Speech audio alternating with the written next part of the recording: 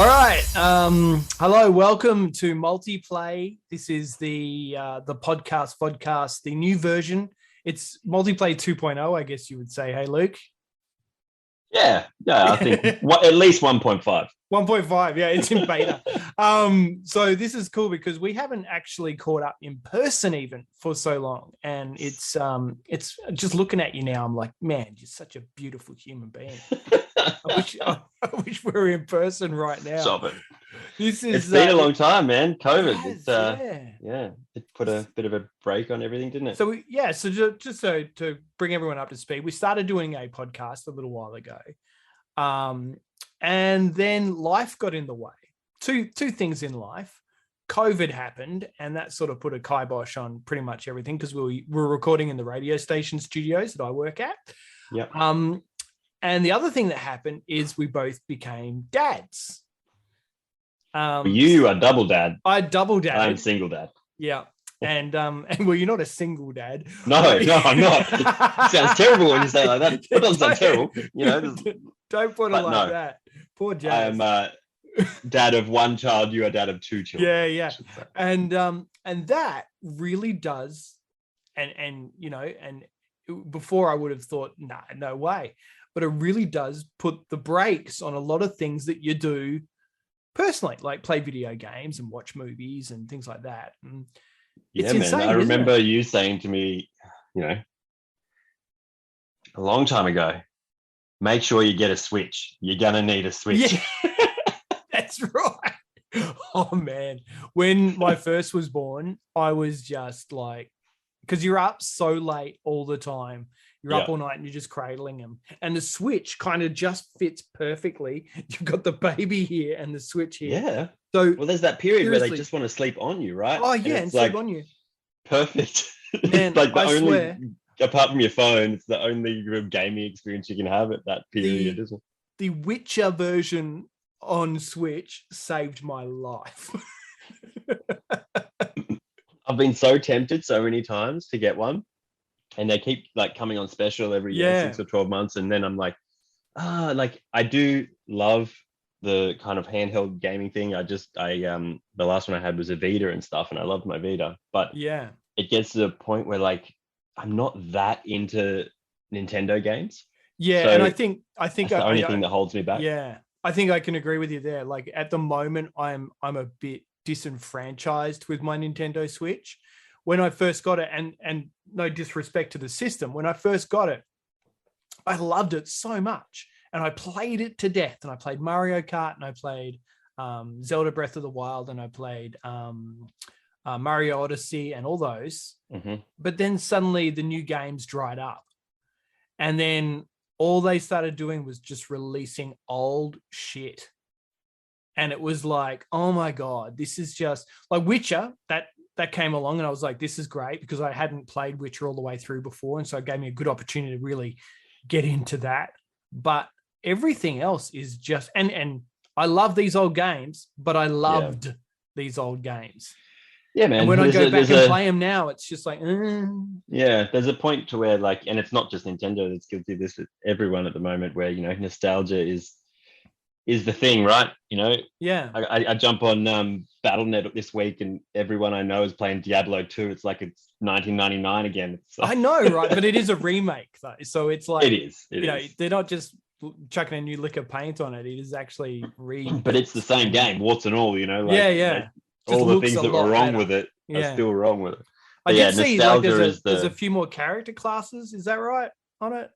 I haven't played it, to be honest with you, but I watched a streamer, I think not last night, the night before or something. I was just watching someone play it online, and it did take me back, and I was like, maybe I'll have to give it a little go, because it's clearly the best of the Diablo games. Like if you're going to remake one, that's the one. 3 was great, but 2 was just so good. Well, there's no need to remake 3. 3 is so, it's fairly modern. Great. Yeah. Yeah, it still looks fantastic. In fact, that's if you get one game on your Nintendo Switch when you finally get it, that's a good one to get. It's really good on Switch. Well, look, I played it on PC, and then I ended up getting it on PS4, and it's, I'm always pretty much a kind of PC first kind of guy. And playing it on PS4 was the first time where I've been like, this is way better on console. Yeah. Like it's one of those ones, what they did with the dash and the movement. It just which is funny because I can remember back in the day when I was working in a video game store, and they released Diablo on, I think it was PlayStation at the time, and it was terrible. Like the console version of that game was woeful compared to the PC version. I think I read that the number 2 is the only one that hasn't been on console at this point. Now it has, obviously, with this remaster. Yeah. But yeah, number 1 was, they skipped number 2 because number 1 was a bit of a fail, and then and even 3 was quite a few years later until they bring it over to Xbox and PlayStation. I tell you, Blizzard did a collaboration with some artists, some cosplayers, and the name escapes me right now. But Steam Kittens were involved with it as well. You know, my mate Steam Kittens, who just wearing the shirt here. Represent. He was involved with filming it as well, but they made one of the characters from Diablo as a cosplay, and oh my god, it is just ridiculous. It is insane. He's doing quite well with his photography cosplay stuff. Oh man, his stuff is amazing. Like I often just look on the stuff he's doing artistically. I'm just in awe of what he does. He is just a genius. Yeah, I follow his Facebook page, and there's always great stuff on there.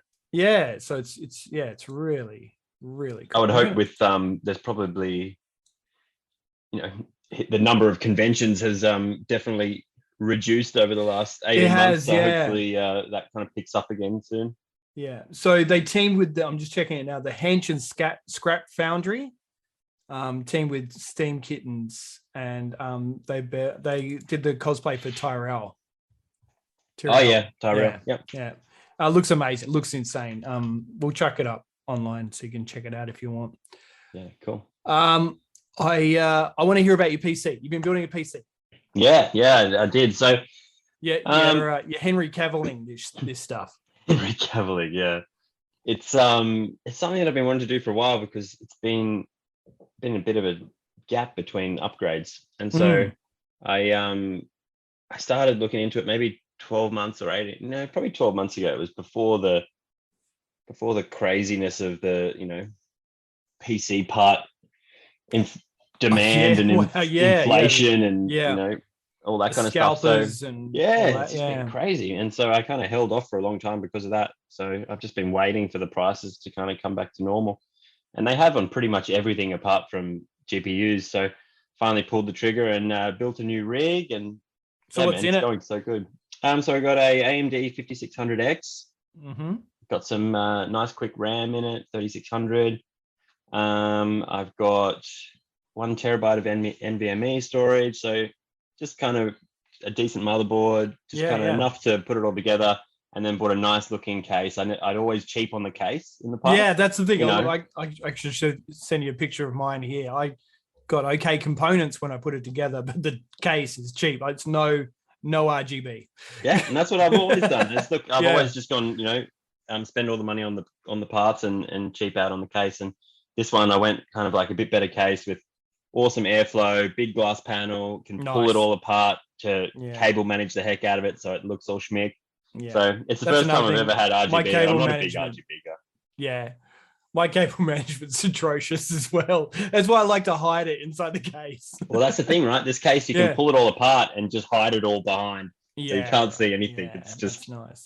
Looks perfect. So your RGB is good? Yeah, man. I only got RGB on the RAM. So just enough to make it look a bit nice, Yeah. Just a bit fancy. Yeah, what are you playing on it? Let's get to that. What are you playing? Kick into it. Yeah, definitely. So at the moment, like I said to you, with the whole kid thing, it's obviously been a bit harder to get on the PC and game lately, but I've just actually resubbed last month to Xbox Game Pass. Oh, man, I freaking love Game Pass. I let it lapse, and it is such a good deal, man. I forgot how good of a deal it was. Yeah, full disclosure, Xbox pay us nothing to talk about this. It is just that good a deal. Like, it's unreal. And if you don't have it, to pay $1 and get Ultimate for 3 months or whatever just to try it.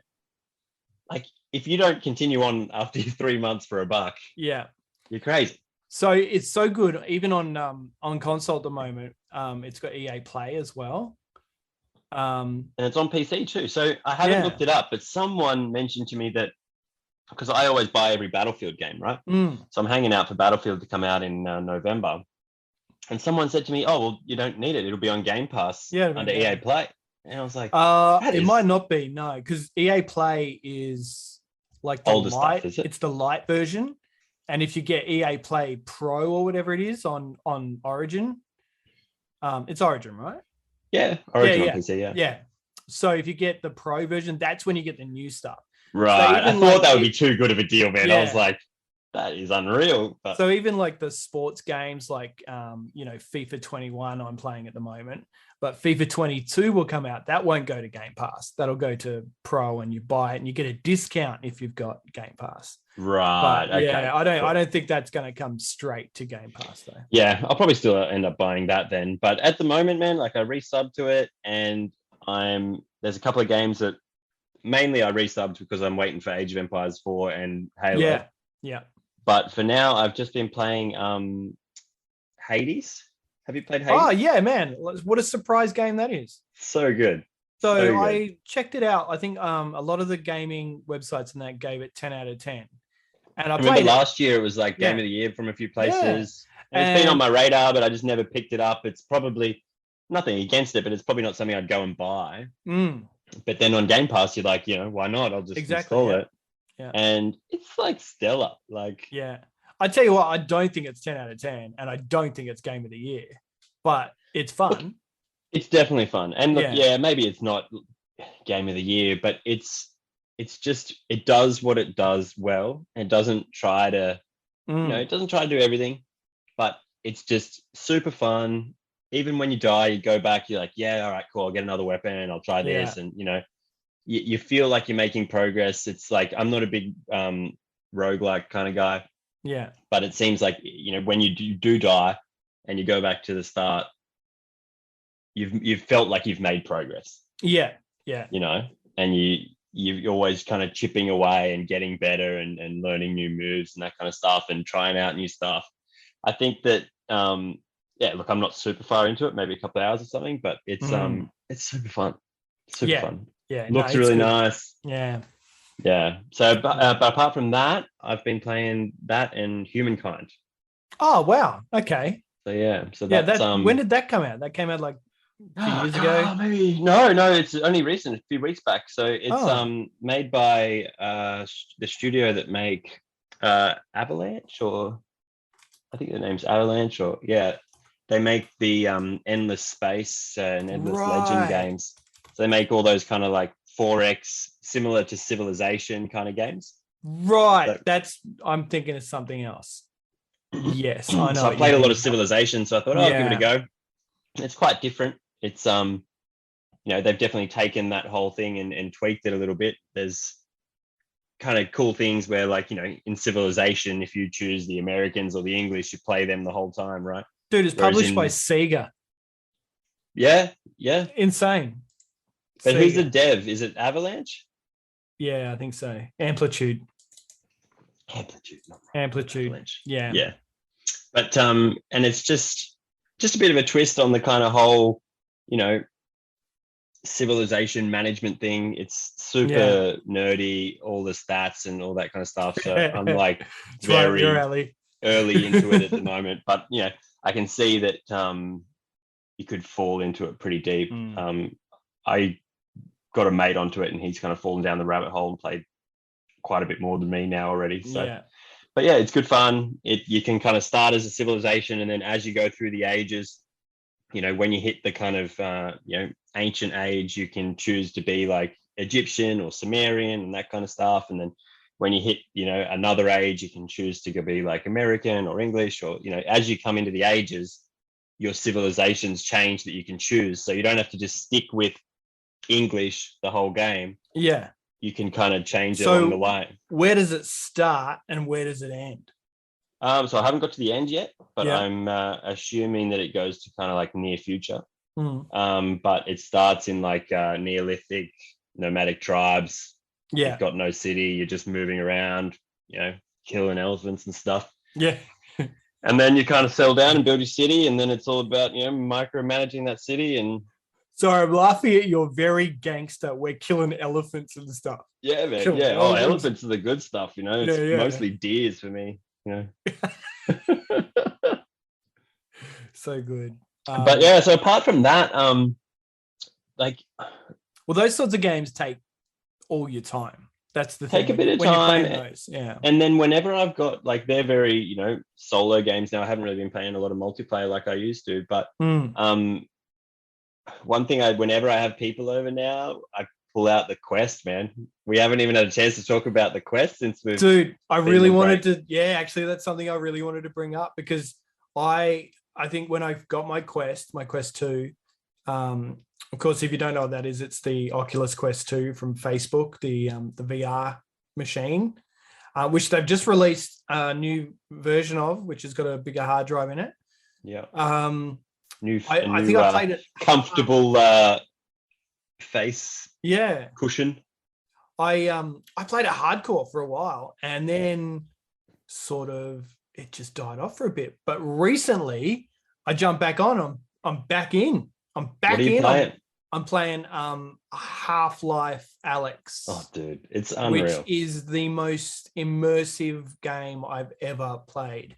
Like you're talking about game of the year, that is game of the century, decade. Yeah, man, it's unreal. Yeah. It's unreal. So, you're gonna have to stop me because I could talk about that game for literally the whole podcast. But it's just you are there. It is it's the one game that I've had mates over and been like, dude, check this out. Yeah, that's what you need. Yeah, it shows it off.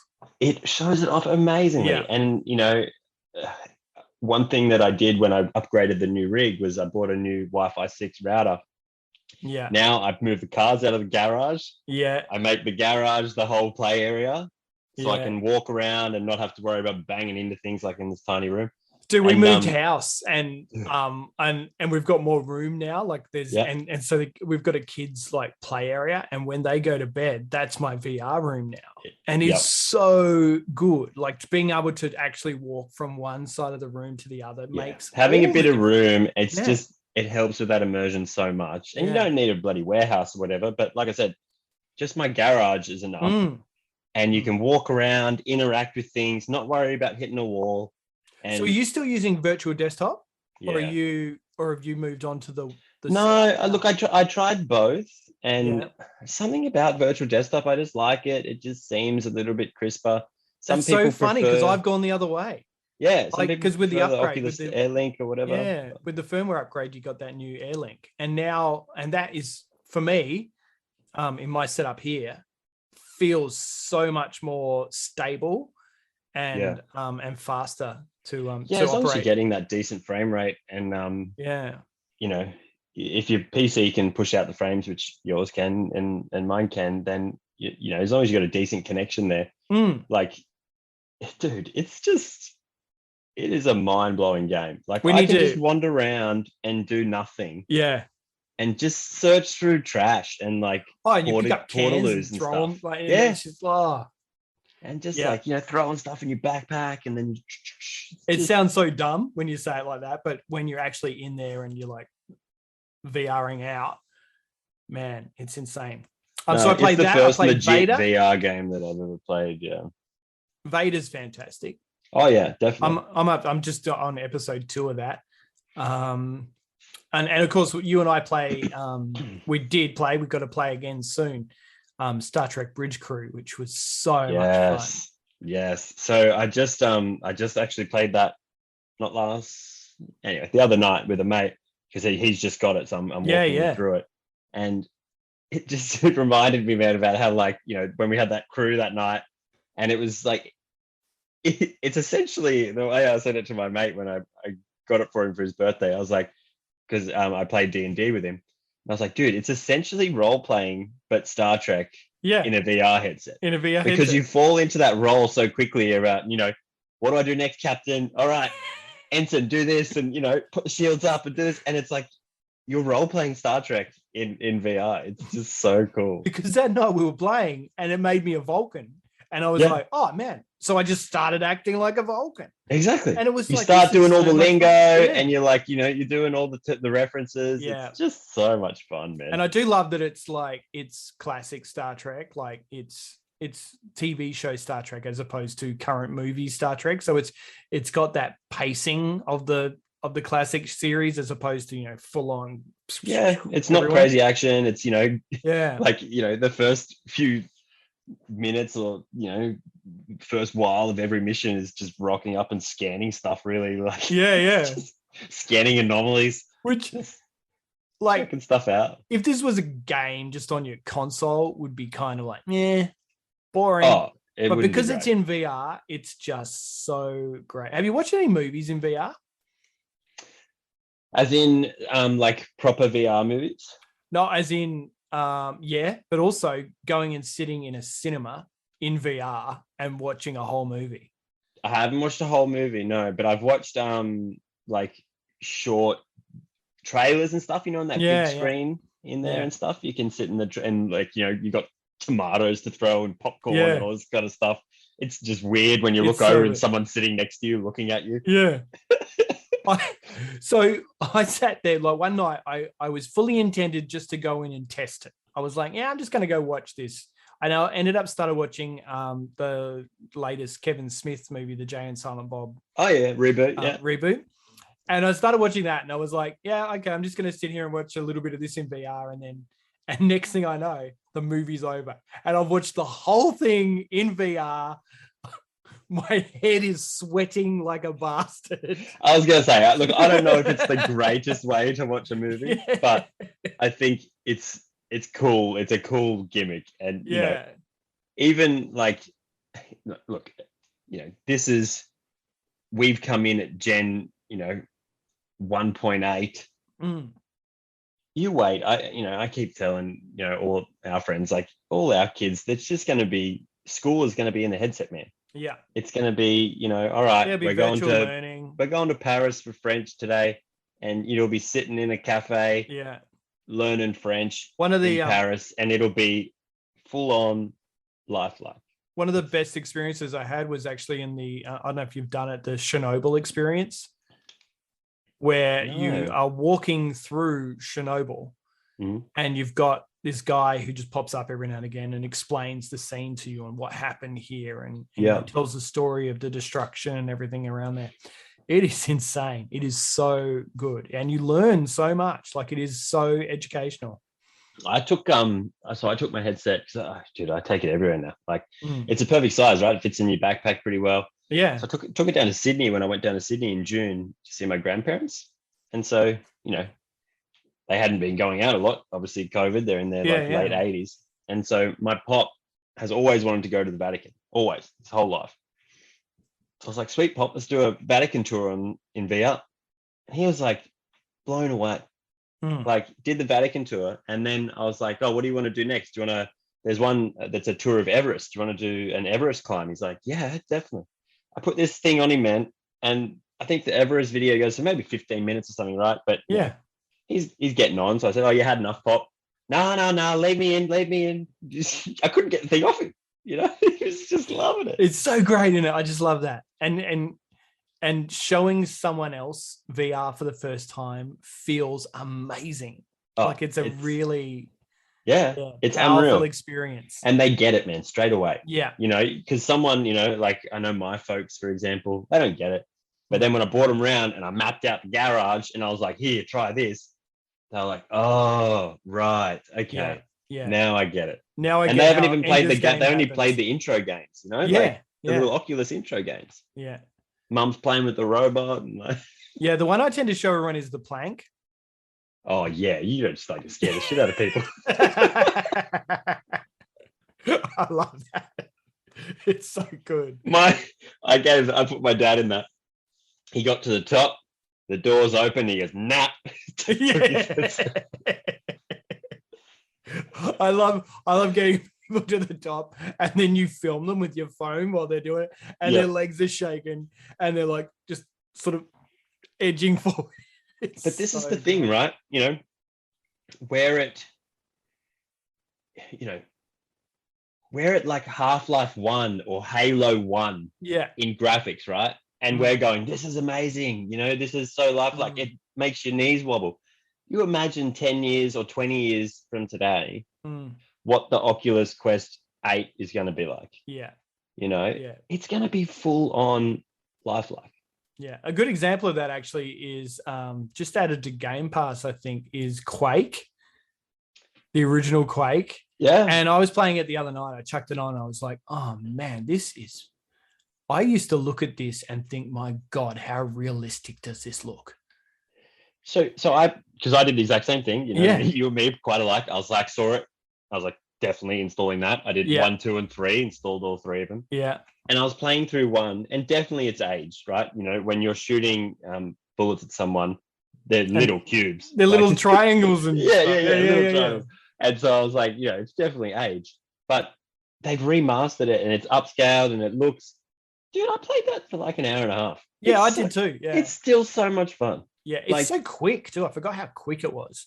It's just such a well-made game, anything, even if it's aged and it's 25 years old, if it's a good game, it's still fun to play, right? Yeah. And just that's not a cue to you, Nintendo, to start putting old shit on your console, all right? Yeah. But still great fun. But the only thing I was disappointed on, not remaster, but give a little bit of love to number 3, man. Get me back on that. That multiplayer on number 3 was like... It was the best multiplayer experience, I reckon. But I think that was more the time of LAN parties, and that is what made that such a great experience. That game and probably Counter-Strike contributed a huge factor to my grades not being great in high school. Yeah, probably. But how many of the secrets did you remember? I was surprised by how many times I'd be like, oh yeah, shoot that wall, it opens up, I can get through to this section. Yeah, see, for me, I didn't play a lot of Quake 1. So Quake 1 was a little bit before my time. So I played Quake 2 and Quake 3 a lot. Yeah, I'm the old fart here. So yeah.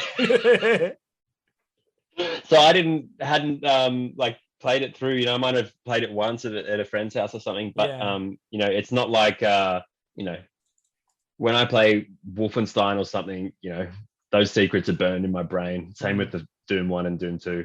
They're like, I played those so much. Oh, so much. One thing I want to talk about while I got you is obviously, did you get a chance to play, and this is how long it's been since we've seen each other, did you get a chance to play Cyberpunk? No, I haven't played it. So good. It all came out, and there was the cluster, that happened when it all came out. And I remember you played it. Yeah, and I love it. Like, I do love it. Yeah. But I had a mate at work who said the same thing. He played it on PC and said it was really good. But just with all the rigmarole around it, and then at that point, I had my older PC. So I was like, I'm not going to buy this game, which, when it comes out, it's still, $80 or $90. I'm going to buy this game for $80 or $90, play it on low settings because it's such a behemoth. And it's not in a state that is amazing. It was still fine, and a lot of people said that on PC it was pretty good. Apparently it ran quite well on PC. I ran it on PlayStation 5. Oh, okay. Which after the fact is obviously the worst way to play it. It ran okay on Xbox. It could have been worse. You could have played it on PS4. Yeah, true. But the problem is that you'd be playing the game, it'd crash. Yeah. Like, I can deal with bugs in the game, I can deal with all that stuff, but the constant crashing completely out of the game was just it's rookie stuff. Yeah. That's not, and it's just like they keep certain developers. I'm looking at you. Is it Hello Games that made No Man's Sky? Yeah. Certain developers can release a game and that game not launch well. Yeah. But you can redeem it, you can slowly redeem it over and be like, cool, we realize we made a mistake. We're going to do this, this, this, and this. And if you do what you say and you stick to what you promise, people will forgive you, People love No Man's Sky now. Oh, dude, it is beautiful now. It is one of the great games now. For a comeback story. Yeah. What a story, right? Yeah, that's 4-0 down at halftime and winning 8-0. And coming back. 100%. That's 100%. Yeah. And 8-0, 8-4. That makes no sense. How's your maths, Doc? Get moron. And CD Projekt Red, man, they had the opportunity to do it. They could have just gone, yep, sorry, we stuffed up. We're going to make it better. You know, they promised all that DLC. I don't think any of the DLCs come out yet. They haven't even released the proper PS5 version yet. Yeah, no, and that's the thing that's annoying me right now is I want to play the best possible version on this console. And it's like why release a PS4 version that works on PS5? So the people who have gone and spent $800 on a brand new console that want to be playing the cutting edge stuff, probably bought a TV to go with it because it's freaking high refresh rate. And then you give them a PS4 port that's shit on PS4 and it's a little bit better on PS5. And I mean, it does look nice. Like there's no doubt. It looks very nice, but it doesn't look as nice as it should. And it doesn't run as well as buggy, like you said, right? Yeah. Like crashing and stuff. Like those open world games are always going to be buggy. Yeah. You know, every Bethesda game since the dawn of time has, exactly. Yeah. You know, those kind of games are always going to be buggy, but it's just about, you know, not game-breaking bugs. Everyone's fine with little bugs. Yeah. You know, car flies in the air, falls through the floor. Yeah, right. Yeah, cool. Clipping, stuff like that. It's like crash to desktop or crash to menus. Yeah, no. That's bullshit, hey. Yeah. But, you know, the thing is when I've put it away now. I completed it and I've put it away, and because I desperately wanted to go back and play it again because I do like the game itself is amazing. Like it's a really good role-playing game. It takes me back to when I used to play the tabletop role-playing game Cyberpunk. Yeah, that's right. You played the RPG. Which I friggin' loved. It was probably one of my favorites next to D&D itself. Mm-hmm. But so I put it away now until that full patch comes out because I don't want to play it half-assed again. But I just don't know when it's going to come. Like they just, who knows? What I've actually played. And I think I'll definitely play it once that comes out and there's some DLC and they're like, you know, hey, it's 2.0, let's go. Look, you know, I'll grab it on sale. I'm not a full price guy anymore, but I'll get it on Game Pass. So what I'm actually playing at the moment, and this is actually probably a larger conversation as well. It's been around nearly a year since the new consoles came out. The PlayStation 5. Next month after. So November, I think they came. So PS5, Xbox Series X, and the Xbox Series S. And there hasn't been a lot of next-gen games to go with them. Like everything that's come out over the last year has been for both. It's been like we're talking about with Cyberpunk for PS4 and PS5. There's nothing that's really come out that is like. Did you play Ratchet and Clank? Yeah. Yeah. I was never a Ratchet guy. Right. Okay. Yeah. I just know that a lot of because that was I think only PS5. Yeah. And so I think that like I said, I haven't got a PS5, but a lot of people I heard was saying good things about it. Yeah. Anyway, and I'm not a Ratchet and Clank guy either. Yeah. And I saw it being played and I thought it looks beautiful. Looks really great. And that's awesome. But there's one game. Yeah, that and that Returnal, which doesn't look like my cup of tea either because it's like a bit more, I think it's like a roguelike kind of thing. Yeah. But it's crazy. You can have a console. Yeah, you can have a console that's been out for a year and have, you know, 2 games that are exclusively on that device. Nuts. It seems really bizarre. But what it has made me do is go back and play a game that I desperately wanted to finish. And I got a little bit into it. And I think at the time I was reviewing something every other week. And so I ended up putting it on the back burner and I never got back to it. So I'm actually playing my way through Batman Arkham Knight. Oh, yeah. Have you played that one? So I played Arkham Asylum, Arkham City, and then a mate of mine who was living with me at the time bought Arkham Knight, Origins. And like he just got so into that and fell down that rabbit hole and just played it nonstop for like a week and then left it with me. So I've got it and was like, dude, you got to play this. It's amazing. And then I never got to it. It was it's on Game Pass. It's on Game Pass. It's well worth downloading. The use of the Batmobile in it is insane. I was about to say, you cruising around that Bat tank. Oh, it's so good. Like, and just like you get caught doing Riddler missions and just, it's still one of the best incarnations of the Riddler I've ever seen in those games. He's really dark and how the Riddler should be. I always imagine the Riddler more like Jigsaw. Well, that's seems like exactly what that new movie's leaning into. Yeah, the new Batman movie. Serial killer Riddler. Yeah, but setting up traps to get out of that could rip your head off, as opposed to comical rubbish. Look, Rocksteady, man, those games were like so good, and every one, like I said, I haven't played Arkham Knight, but the first two, especially, like number one was great.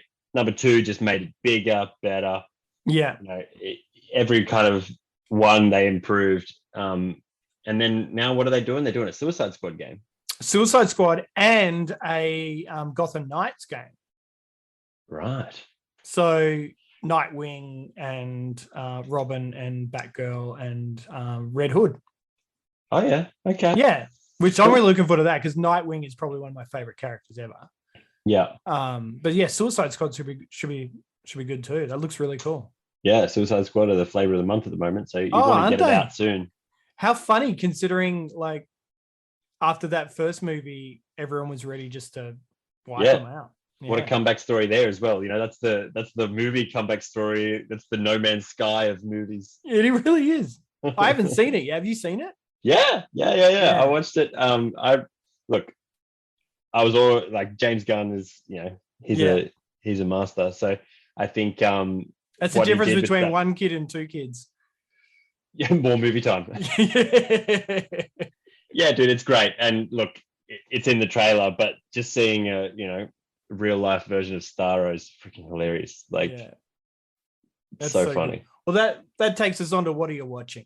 This is the second half of what we're talking about. Suicide Squad, obviously great. Seeing Starro on the screen would have just been just ridiculous. Oh, dude, it's just something that you and I have both watched the animated stuff for a long time. Yeah. And and read the a lot of that stuff and... doesn't. Yeah, exactly. Read the comics first, and so a lot of it doesn't translate, or probably doesn't easily translate to live action. And yeah, like when Guardians of the Galaxy brought in Ego, the Living Planet, and it just wasn't right. Yeah, well, it's hard to do a live planet. Yeah. Stuff to do in real life. Yeah.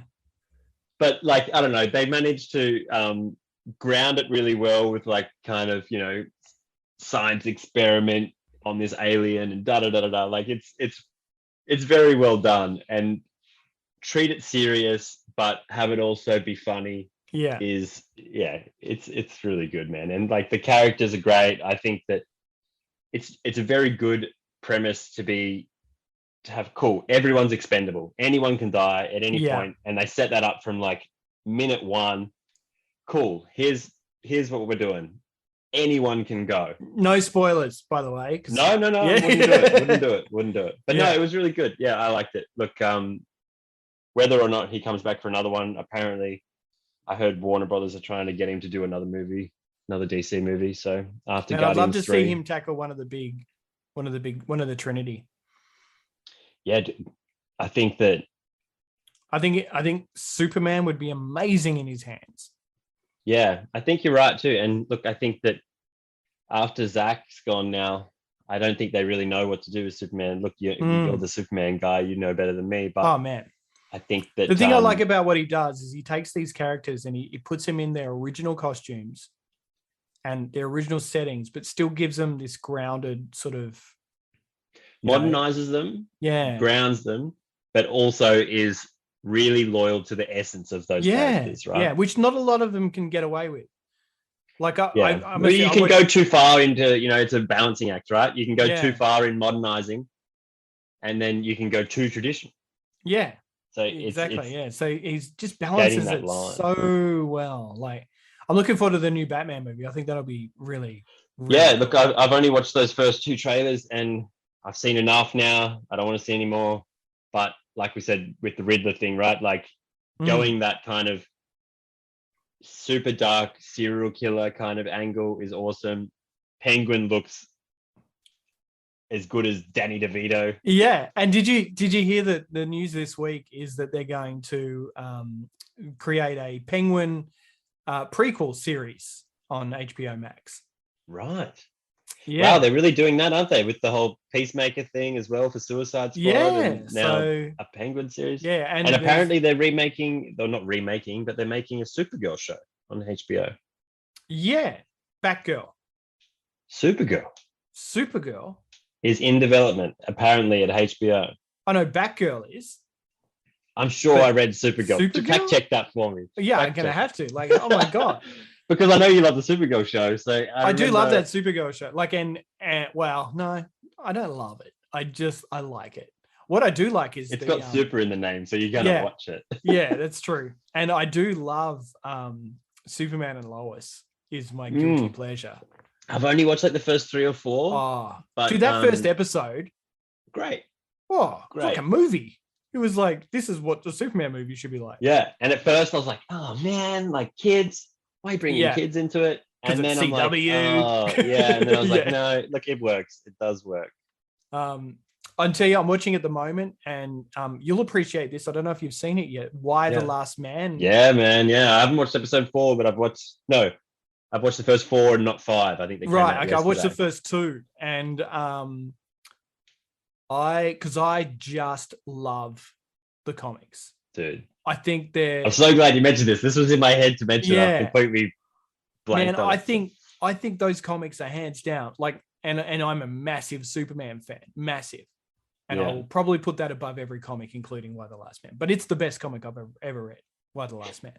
Yeah, man. It's like so it was the first one that kind of really got me into non-superhero comics. Yeah, right. Yep. Too. Yep. Because The Walking Dead. To some extent, and maybe so I came onto Walking Dead well late when everyone was kind of already reading it, but why still had started, but it was maybe a trade or 2 in when I'd kind of kicked off reading that, and it is just like the quality of the writing, the art is great. It's just, and it was such a kind of serious, like we said before, grounded story about like, okay, what if this actually happened? What would things be like? That's the thing. It's just so beautifully unique. Like, it's not like there's so many post-apocalyptic movies that you just like, okay, I know exactly what's going to happen. I know what's going on here. But this one is like, okay, everything with a Y chromosome dies. Yeah. Oh, wow. What does that look like? That's different. And it's, Brian K. Vaughan, he's such a good writer. And still that was, 20 years ago. But that show has been like, the comic started 20 years ago. I think it's been in like development for like 10 years as a TV show. Yeah. Like, I think it's swapped hands so many times. Finally and, like, made it out. A glimmer of hope will happen where someone will pick it up and then it'll fall away. And then the fact that we're actually getting to watch it now is like, man, it still blows my mind. So I'm interested to hear what you think of it, like in comparison to the comics. Yeah, look, it's hard to compare. So I started reading the comics again before the show come out. So I just finished the second deluxe because I wanted to kind of get well ahead of where the show is, because it's been probably 5 years since I've read it. Yeah. And so I am going back and reading it, and the comic is a lot faster paced. You're getting through a lot more story a lot quicker. Yeah. Even though it's still 60 issues or whatever, but in that first, like, realistically, we're at like issue 2 at the moment and we're 4 episodes in. So they're going slow. I find that really odd. Yeah. They're going real slow, and they'll kind of chip away at it, and they've got to do it as a TV show. It's not a comic, so I get it. But you want to also make sure that, those big beats from the comics I want to see in the show. Yeah, me too. Yep. I feel like, because I'm 2 episodes in and the second episode dragged for me a bit. Yeah. And I need those big moments, because I'm not getting them yet. There was the scene where he goes into the water, and you felt that, like he goes in looking for ampersand in the water you tunnel. Felt the disease of that water. Yeah, you felt it. But apart from that, probably the only other big moment is, and sorry, spoilers if you haven't watched it yet, but it's a 20-year-old comic, so whatever. Yeah. All the men die. Yeah, all the men die. The moment where his sister kills the guy she's sleeping with and just at the moment that the the disease hits. Yeah. It's like, oh wow, that was such a good scene. Yeah. She thought she was going down. Yeah. And then all of a sudden everyone's dead. And she's like, oh, okay. No, look, I get all your criticisms there. Like it's like I said, a lot of it is me going like, I can't believe I'm getting to watch this show that I always kind of wanted to see. And I'm glad that they're being, you know, of the characters we've seen so far, like 355 and Yorick and stuff, they're definitely the comic versions of those characters. They haven't changed a lot up. But I just hope that, like you said, it picks up the pace a little bit and has those kind of big moments. And don't, you know, sometimes these shows these days that you got to keep up especially with these days where we live in 10 episode seasons, you know, it's not like back in the day when you can be cancelled tomorrow. There's 1,000 shows at the moment. So 1,000 shows, but back in the day, you know, when you had a 22 episode season, you could have plenty of slow episodes. Yeah, that's right. You know, and you could have an off episode where it's not kind of moving a lot of things along.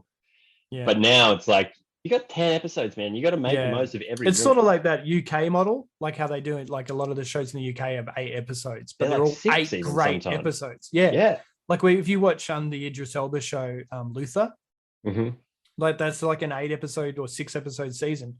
It's insane. Every episode is gold. Yeah, that's like the greatest show of all time, man. Spaced 6 episodes a season, 2 seasons, done. It's funny that that's the greatest show of all time. Such a good show. Sure, whatever. Such a good show. Back to Y: The Last Man for a second. And you've read the comics more recently than me. It's been a while since I've read them, but I don't actually remember anything about any trans people in the comics. No, so they mention it like once, maybe once or twice, and it's really off the cuff. Like they don't really deep dive on it at all. And look, you know, it's interesting to say that, right? Because I think a lot of people today will be focusing on that because you know it's a lot more under the spotlight now than what it was in 2002. That's totally it wasn't talked about 20 years ago. Wasn't talked about, right? So, like I said, he might reference it maybe, I know once, maybe twice in the whole comic, and you know, there's definitely you know, people that are dressed as men in the comics. You know, they fill that role when they go away. That's right. Yeah. But the show is definitely you know, focusing on, okay, well, these people were already men beforehand. Yeah. And now all the men with Y chromosomes have died, but there's still these men that remain who, you know, are trans, and they're definitely, you know, which is good. They're acknowledging it, and it's modernized it, and it's modernized it for sure. Yeah, for sure. I think because it's a different, it's a different time now to when the comic was written. But I think that, look, I'm also like, you know, we don't want to get political or anything, but as long as that's not the focus of the show. Yeah. Is what I think. And look, I still want that original story to be there with all the original story and the original characters, and definitely have that as a kind of through line through the thing. But I don't know. I guess it changes everything if it's like, no, all the men didn't really die because these people are all men. Like the whole premise of the comic was to show the inequality between women and men because, you know, all the pilots are dead, all the armies are dead, most of the doctors are dead, most of the engineers are dead. So all these kind of, you know, traditional gender roles, it was to highlight all the kind of differences there between, like, okay, if all these men did die, you know, why aren't there more women pilots? You know, why aren't there more women in the army? And it's to kind of highlight that kind of stuff and definitely bring in the trans and include that. But as long as the kind of original and that was always the thing about the comic too, is that, you know, the main character is Yorick, who's the guy, but he's the least interesting of the entire world. So, and he can be a sook sometimes. Oh yeah, totally. And the guy they've got playing him is perfect. Yeah. No, 355's the bomb. She's the badass. That scene where she blows the house up is just great. Yeah, that is so good. But here's the thing: I didn't think, and like I said again, you read the comics more recently than me. I didn't think they they sort of revealed the secret organization and her as an agent that early in the comics? Or was that because didn't they come later? No, they do reference the Culper ring, but I think that you don't know, apart from the name, that's about it. Yeah, I think that's really the only thing they reference in the comic early on. Yeah. And they drop more later about, who she has kind of, what she's done in the past and stuff. But yeah, dude, this is why I'm rereading it, because a lot of it's hazy for me too. Yeah, I think I'm going to have to go back and reread it. It's like I said, I love that comic. It's so good. I'm so glad that they've done it as a show. And so many of our favorite comics and things like that have become shows now. It's so great to see. Dude, sometimes it's like I get caught up watching Doom Patrol and this. Yeah. I think I know what you're going to say. Sometimes it feels like there's too many. Yeah, exactly. And don't get me wrong, I love all this stuff, right? But then it feels like everything now has to be something else converted to a TV show. And there's definitely a lot of original stuff as well. I'm exaggerating, but it feels like you put on Netflix now and everything's a remake or an adaptation of something. Look, don't get me wrong, I'm going to watch the heck out of Cowboy Bebop live action. Oh, me too. And the other one I'm really looking forward to is coming to Amazon, which is Wheel of Time. Yeah, so I never read those Jordan books, but everyone that the people I played D&D with and stuff said they're really good. Oh man, they're insane. They're so long. That's the only thing. Yeah, man, I'm just hanging out for that Amazon Lord of the Rings. Oh man, oh yes, so many good stuff. Dude, it's insane. I tell you, I know you probably haven't watched this, but it's like Supergirl's a guilty pleasure. Yeah, this one is a guilty. There's no guilty pleasures, man. There's just pleasures. Have you watched Stargirl? No, but I've heard good things. It's actually really good. Yeah. I'm gonna hide my face now. Is it CW? It's hide your face. Yeah, it is. Yeah. It's really, really strong. The first season was really good. I'm sort of a couple episodes in the second season. I'm not as invested, but just seeing some of those old characters reborn to this new Justice Society of America, it's really cool. Yeah. I think that those characters, they're just classic DC. Yeah. And that's what I love, that, the old Green Lantern. Yeah. And yeah, and no doubt Jeff Johns is involved in that show. He created Stargirl, and he's just the most classic DC. He loves all those classic characters. Yeah. But look, the only thing I don't like with those CW shows, and this was the same with Arrowverse and Flash and all of them, right? That it's just too many episodes for me now. I haven't got time for 22 episode seasons and 5 shows. Oh man, Lukey. It's just, I don't know how you manage it, mate. No wonder you can't get to Suicide Squad. You're watching too much CW. Well, the other thing is I haven't caught up on Flash recently. I don't think I've seen the last episode of Arrow. So yeah, I totally agree. I've given up on trying to catch up. I love Legends of Tomorrow. Yeah. Constantine keeps me in that, and he's leaving that show. So see, I think I'm going to go back. See, I didn't even watch Crisis on Infinite Earths. Because they did that crossover between them all. Big crossover, right? Yeah. So I might go back and just watch that, and because that sounds really cool. It's great that they're doing that stuff. It's straight out of the comics. But also it's straight out of the comics, but it's CW'd. And that, for me, it just, I'd love to see this stuff done on HBO Max, where, where they HBO Max, or even can you imagine, what Marvel did for Infinity War and, an Endgame and all that kind of stuff? That for Crisis on Infinite Earths, what I mean? Man. That big budget. Yeah. If Zack Snyder hadn't cocked it up with those bad movies. Come on now. I'm baiting you. You are. Sorry. So let's get something straight. Zack Snyder didn't cock anything up. Joss Whedon cocked it all up. We haven't even spoken about the Justice League.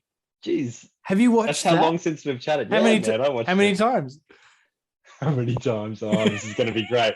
I'm looking forward to this. So I've watched it once because I'm a normal human. I've watched it 4 times. Once in black and white.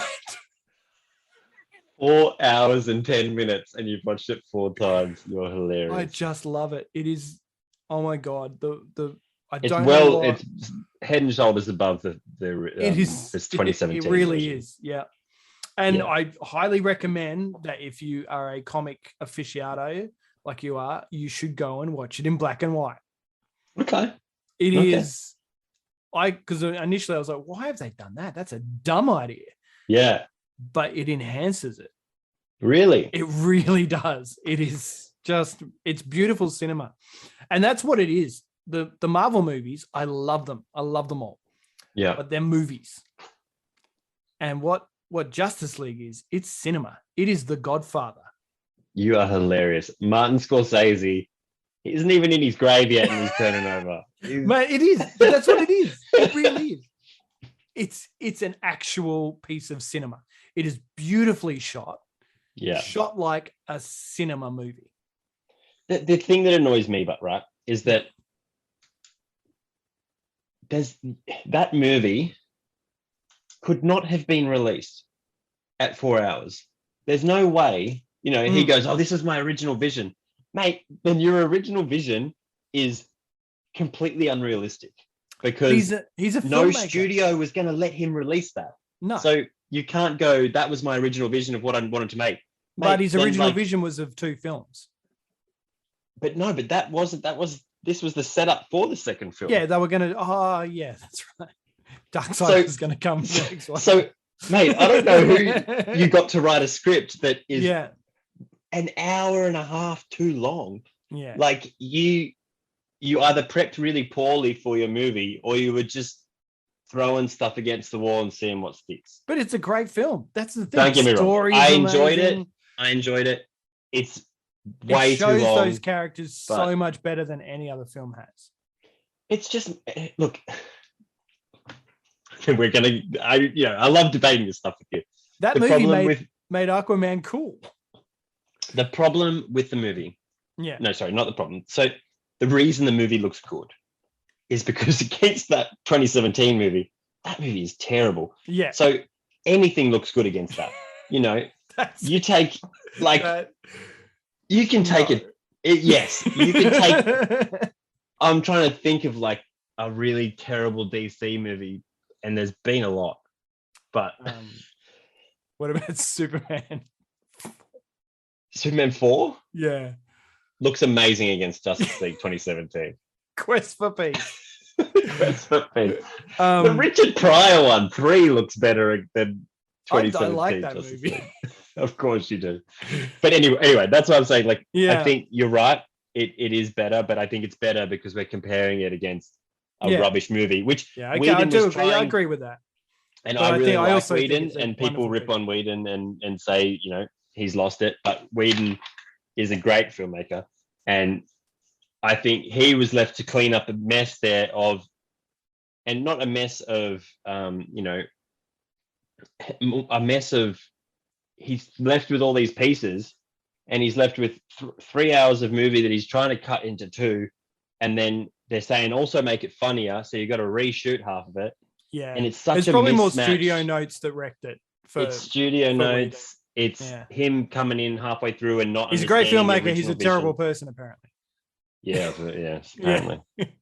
But look, watching the movie, I think the main thing for me was like, I just wish we got to the second one because I was all about bring on Darkseid, and this movie had more Darkseid, definitely, which is great. Yeah, and a decent villain. Steppenwolf was decent, way better, but you don't get the proper Darkseid fight. No. And now, because it didn't, the whole first movie, and we're failed, not even going to get to that. We're not even going to get it in New Gods because that doesn't exist anymore. Yeah. They were doing a New Gods movie, and then that got kiboshed. Yeah, well, look, it's all. I guess I think DC need to figure out what they want to do. Do you reckon they'll reset, reboot? I hope not, because I think Henry Cavill is amazing as Superman. Yeah, I think he's really good. I think he needs a decent, a more Superman movie. Yeah, which I think he would be amazing in. I think Ben Affleck, after watching that Justice League film, was insane as Batman. He was so good. Yeah. And I think I always Gal Gadot is the best Wonder Woman. She's amazing. Yeah. But I think if you take those characters, you take those actors and you put them in someone else's Justice League or their solo films, man, they could be so good. Yeah, I mean, Wonder Woman 1984 wasn't great, but it was good. Yeah. Look, definitely. Those two movies look, even Aquaman, as much as I don't think you liked it. No, I loved it. But I didn't have a bad time in Aquaman. Like I loved it. I thought it was like corny as the Stone. But yeah, it was like it just felt super so corny. Good. Yeah. But I actually kind of enjoyed it. I think me, I love everything. Yeah, but that's good. I think that that's a good way to be, right? Yeah. Is to go in wanting to like it. Yeah, that's it. Yeah. I think look, the Flash movie, when that comes out, that'll be interesting. Seeing Michael Keaton as Batman again, that'll be insane. And see, this is where, that kind of thing is, and I hope there's some grand, like, tinfoil hat on here. I hope there's some grand DC plan of like, cool, we use Flashpoint to change everything, and there's alternate realities, and we bring in Michael Keaton as Batman, and then like in the comics, you use it to do a new 52 of the movies. Yeah. And so you do a reset, and cool, now we get to go off and do all these new stories. We ignore the Snyderverse and we reset, and new filmmakers get to do whatever they want to do with those characters. And you do exactly like they did with the comics, but with the movies. I find it so funny too that like both Marvel and DC are working on multiverse movies at the moment. Like it just seems, it's always the way, but right, like it seems like the comics, like it, Yeah. Even the comics, there was a few years there where like they had the same events. Like something would happen and all the heroes would fight in Marvel, and then something would happen and all the heroes would fight in DC, and then the next year it'd be like Alien Invasion, and it'd be Alien Invasion. It's like they were all in sync for a while there. Yeah, so good. But yeah, dude, that just because you mentioned it there, that Spider-Man trailer. Oh yeah. When Doc Ock comes out, it's like, oh wow, that is. I knew it was going to happen, but it's still. Yeah. And what's with Doctor Strange in his PJs? Like No, you want more. You need more Strange in his PJs. Like, have you seen Shang-Chi? No, I haven't watched it yet. Oh man, I need to go see that too. Let's do it. Let's do it. I'll be keen. Now we'll gold class it. Baby's getting to the age now where I can go out again and go to the movies. So I'll sneak out. I'll just just go to a 10 p.m. session. All right. So how long are we talking for now? Ages. Let's I was going to do what are you reading? But we sort of talked about that because you were reading Why the Last Man. Yeah, pretty much just comics at the moment. I'm reading a few monthly ones and trying to reread Why. And then I'm reading they've done a graphic novel adaptation of Dune, which I'm reading at the moment before the new movie comes out. Oh man, that movie. Yeah. That is going to be so good. Can't wait. So I hope it's good. I'm sure it is. I've read some kind of previews and people said it's apparently really good. I'm not reading anything nerdy at the moment. I'm reading Jack Reacher novels. Oh yeah. On my Kindle. I hear they're really good. Mate, they're amazing. I thought I never I just picked one up a while ago and I was like, oh, this is actually, it was after the Tom Cruise movie. Yeah. And I was like, oh yeah, I'll give this a go. So for everyone who says, Tom Cruise sucks at Jack Reacher, he's good at getting you into Jack Reacher. Yeah, that's what you need. Yeah. Well, I hear once you get in, there's a lot there. Like there's so many books. 30 books or something. Yeah, I'm up to book 14 or something. It's called The Affair. But it's going to be turned into an Amazon series. Really? Yeah, and the guy who's going to be playing Jack Reacher, and this is where I bring it back to our nerd culture, is actually from Titans. Which character is he playing? He's is it Hawk and Dove? Oh yeah, he's Hawk. Okay. Yeah. So that guy is going to play Jack Reacher in the comics. And it's a really good choice because he's in the comics. That's in the books. That's one of the big complaints about Tom Cruise playing it is that Jack Reacher's a big dude. He's described as a big, muscular guy, sort of a real army looking Yep. guy. And Tom Cruise isn't that. Although Tom Cruise did bring screen presence, and he bought bums on seats for those movies. Yeah. And yeah, but yeah, I'm really looking forward to that series. I think it'd be great. Yeah, man. Like Amazon, they just did the Jack Ryan series. I didn't even watch it, but it's great. Is it? Dude, you need to watch that. Because I love the movies. Good. And there's even there's another one in that series. Without Remorse is a movie on Amazon.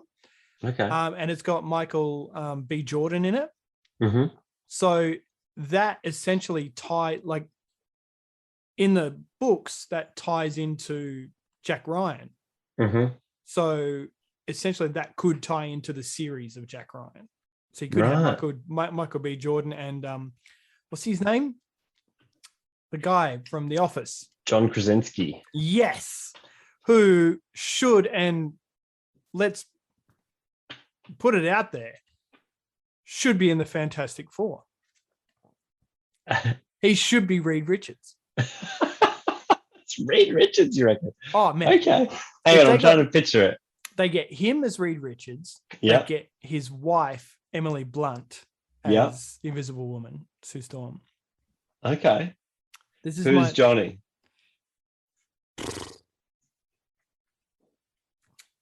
Good question.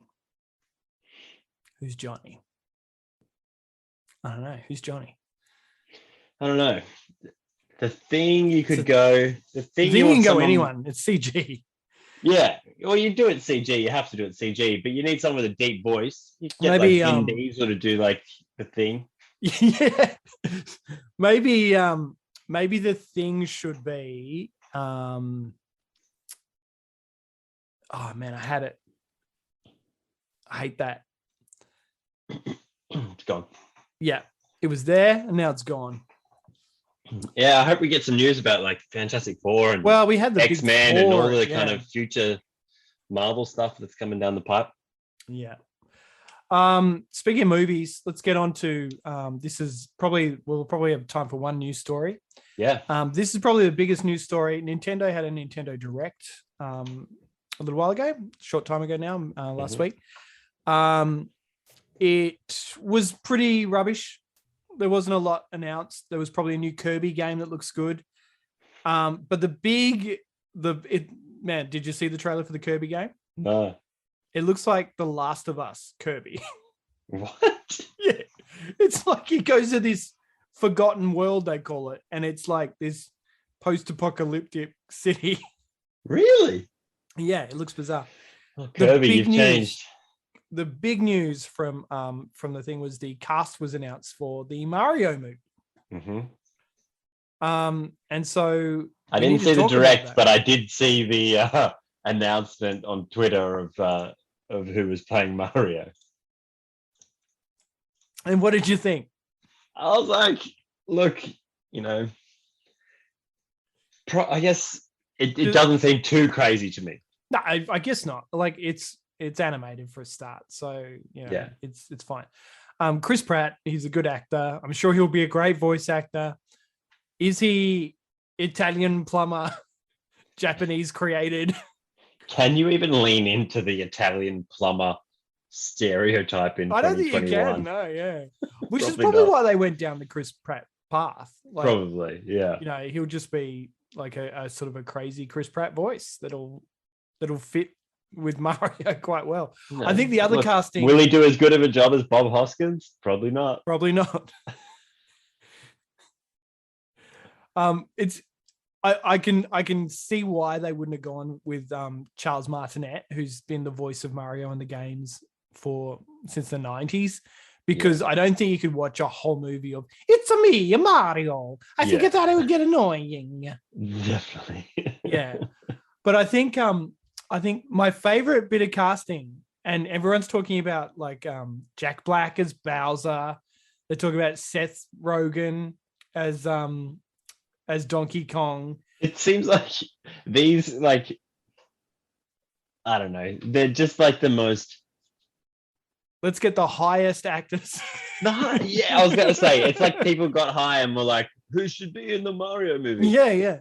But like, it seems like every second animated movie now is like got to have Seth Rogen in it. And, I don't know, they just seem like very easy picks. They do, yeah. My favorite one, and I think this is the one that's out of the box a bit, is It's Always Sunny in Philadelphia's Charlie Day. Yeah. As Luigi. Okay. Like, have you seen It's Always Sunny? I've seen episodes, but I haven't watched it all. Man, I recently went, I discovered it maybe a year ago. Mm-hmm. And I went on a massive binge and just watched every episode in a row. It was the biggest binge I've ever been on. It was just... Because that's like 15 seasons or something. Oh, yeah. It starts playing tricks on your mind that you think you're living in that city. Like, it is just... Ordering Philly cheesesteaks at the shop. Longest running live action series of all time or something. Like, it is... Yeah, well, the longest running, maybe not live action series, but... live action comedy. Yeah, right. Because you got to compete with Law and Order SVU, mate. 23 seasons. Well, yeah, right.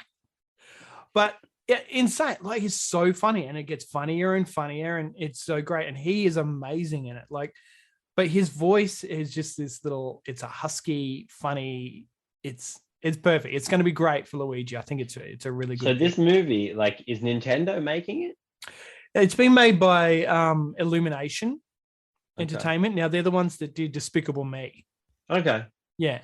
So it's going to be fun. So they're getting a reputable kind of. Yeah. Okay. Not trying. Yeah, it's not made by Filmation. You're not getting old He-Man episodes. It's a proper, kids entertainment, kids and adult entertainment, I guess, because it's those movies anyone can watch. Those Despicable Me movies and the Minions movies and things like that. They're fantastic. So and they just print money, right? Like, not every wrong. time I see there's a new one every like 12 months. It's crazy. Yeah. So you wait till your kid's ready to watch movies. Mate, all we watch at the moment is Bluey. We have a strict only Bluey rule. Bluey is fantastic. And she's only 8 months. It's definitely me watching it. Yeah. Man, has Bluey made you cry yet? Dude, it's so good. I haven't cried yet, but I think I've nearly cried laughing. There's an episode. There's just some great ones. There's an episode, and I'm trying to remember the name of it, but a little bird dies in it. And it's teaching Bluey that, they get this bird and they take it to the vet and they want to make the vet to make it better, and it dies, and Bluey gets all sad. And then they reenact it with Bingo, and Bingo plays the part of the bird. And at the end, you think, oh, yeah, it's fine. Bluey's going to, they're going to get to it, and the Bingo's going to go to the vet and pretend vet, and then the bird's going to live. And that's how and it'll all live happy ever after. But then Bluey says, no, that's not how it happened. And then has to make Bingo pretend to die so that they can reenact it the way it really did. And my God, by the end of that episode, I am just bawling like... And it is just like, ooh. I haven't got to that one, but there's a lot of those episodes, so I'm slowly working my way through. Yeah, I'll skip the bird death scene. We watch nothing but Frozen. Oh, yeah. My girl's 3 now, so she just loves Elsa and Anna. Yeah. To be fair, I'm still in that novelty period where I'm like, essentially just putting on anything that's bright and shiny to kind of distract her, but everything's the first time at the moment, right? I'm sure it'll get to the point where it's the 58th time watching Frozen this week that I'll be like, I better know. To be fair, like I'd go with Elsa, but I'd be thinking of Anna.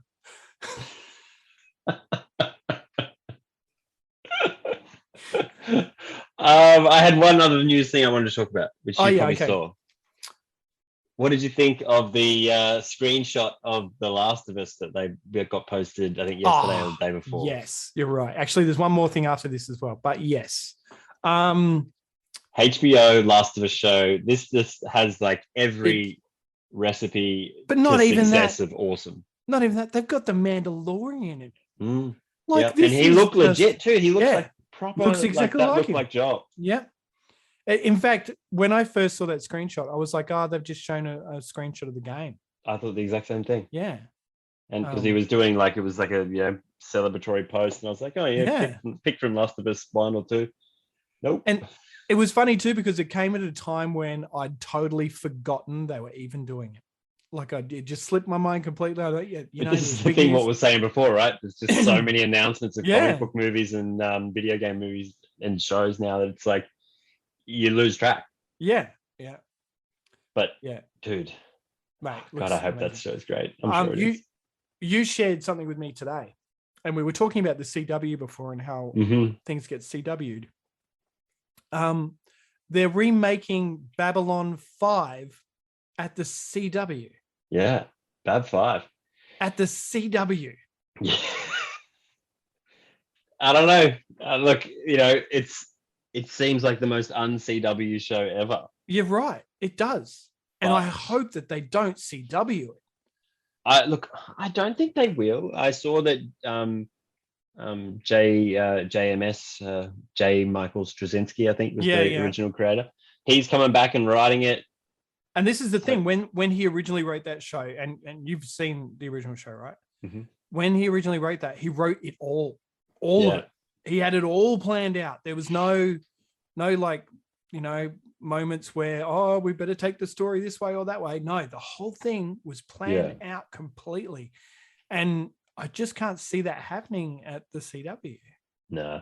Look, I guess, he might have an overarching kind of plan for the new one, but like everything nowadays, right? It won't be like, I want to do 5 seasons, it's it. If it's making money, they'll be like, no, you're doing more seasons. But I just hope it's not like a teen drama on a space station. Oh man, I will smash my television. Yeah, but if it's proper, like good sci-fi, like Bab 5 was, but just with modern, probably the closest thing to it these days is, I don't know if you've seen it, The Expanse. So I've read the books, and not all the books. I've read the first 4 or 5 books, and I've been waiting for the show to kind of come closer to the end so I can go and just binge it all and just watch it. So funny thing about that show, it started on what channel did it start on? I think it started on Sci-Fi. Yeah, and then moved over to Amazon. Yeah, and then the owner of Amazon, the creator of Amazon, liked it. So Amazon said, "We'll make that show for you." Yeah. Well, that's the thing. When you've got $90 billion, you can literally go and make a TV show that you're into. And then the cast and that must be just like so chuffed. They'd be like, we've got no chance of being axed ever again. Yeah. It's, money doesn't buy you happiness, but it can buy you like the things that you want. Hey, would you like to make a Lord of the Rings TV show? Yeah, cool. Sure, how much is that going to cost? 400 million. Yeah, no worries. Yeah, okay. So that's probably the closest thing I've seen in recent years to Babylon 5. But I just love Babylon. I think it's probably one of the great. I think I like it more than Star Trek. Like it is. Big call. Is probably one of the greatest science fiction shows ever made. Oh, it's it's fantastic. I think Star Trek is very because there's a Star Trek show for everyone, right? It depends on what you're into. Well, and they're probably Bab 5 and Deep Space Nine were very similar. Because Deep Space Nine is my favorite Star Trek series. Yeah. So that probably makes a lot of sense there. Yeah. And Bab 5 was a lot more like realistic, right? Like, of all the dodgy stuff going on the space station. Yeah. But also the corruption ships, and the ships were so cool. Like that was so cool. Have you watched those CGI scenes lately? No, I haven't. Rough. Really? Rough.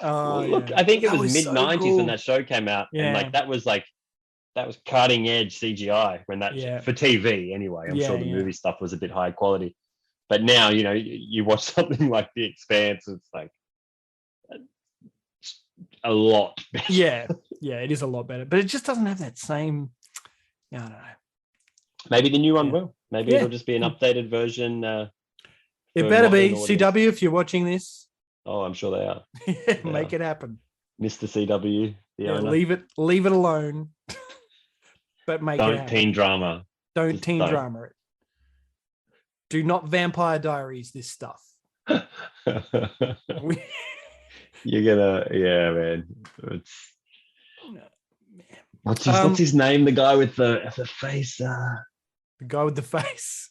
Oh, that alien race with the dots on their face. Anyway, I've sit here and try and think for ages. All the names of that show, of people in that show, have left me a long time ago. Yeah. I was trying to remember some before. There was that really secretive race. Yeah, the yeah, and they didn't reveal like what they were up to until like season 2 or 3 or something. Yeah, and they were always down in the belly of the space station. Anyway.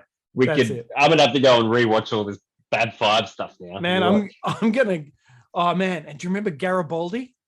Garibaldi, the head of security. Oh man, the Centauri. Yeah, Centauri was the race. Yeah. There we go. Man, I'm gonna go. I've got them all. I've got them all on DVD. I just I think they're about to get released on something.